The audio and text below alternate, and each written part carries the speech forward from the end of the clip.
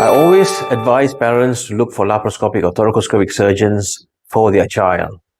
And this is because laparoscopic and thoracoscopic surgery is much better for any surgeries in the abdomen or chest. There are many more laparoscopic surgeons performing children's surgery in Malaysia. I know that for sure because I've trained many of them. In order to find the right laparoscopic surgeon for your child, here are 3 bits of information that I'll give to you.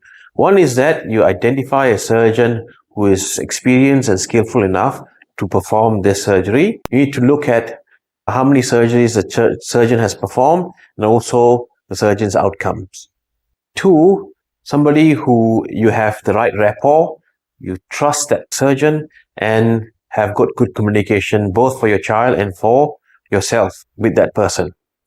And finally, it's the surgeon, not the hospital, who's performing the surgery for your child.